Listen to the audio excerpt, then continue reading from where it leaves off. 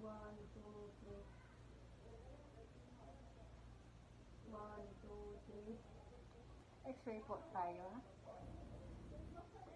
Inhale. Exhale. Inhale. Exhale. Inhale. Exhale. Inhale. Last one po. Exhale. Thank you, ma'am.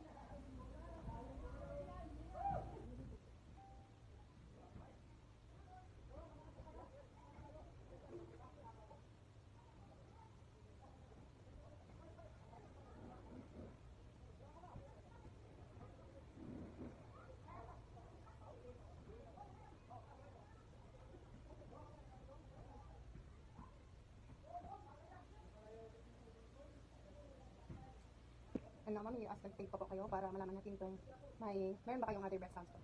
Mag-inhale po kayo, tapos slowly release, exhale. So, inhale po. Inhale. Inhale, ma'am.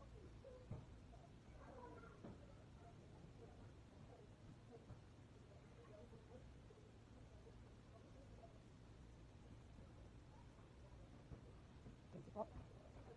Which the ribs and the spine po. I-check lang natin. Straight po sila.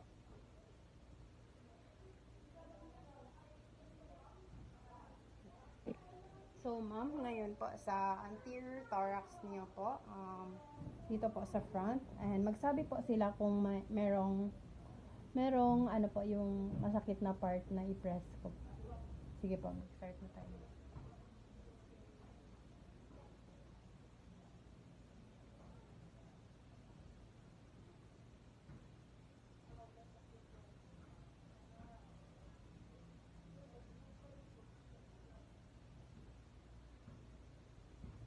Now po, ipapalpate ko po sila.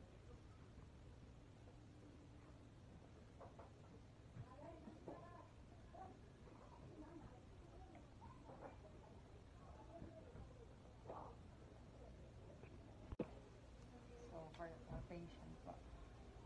Inhale po sila or and exhale po. Inhale. Exhale. Inhale. Exhale. Inhale. Exhale. So now, ma'am, we're gonna auscultate for anterior breath sounds, adventitious breath sounds, and Voice sounds po. No inhale and exhale po, ha.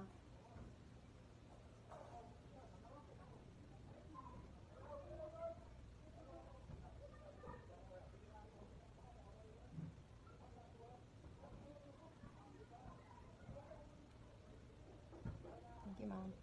Ngayon po, need natin ng inhale at exhale po, ha? Para malaman po natin. Sige po. Inhale.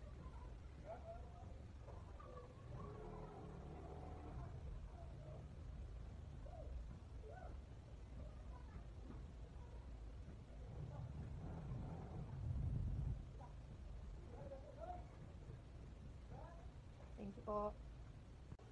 So, ma'am, upon assessment of the thorax and your lungs po, the findings are all within normal limits.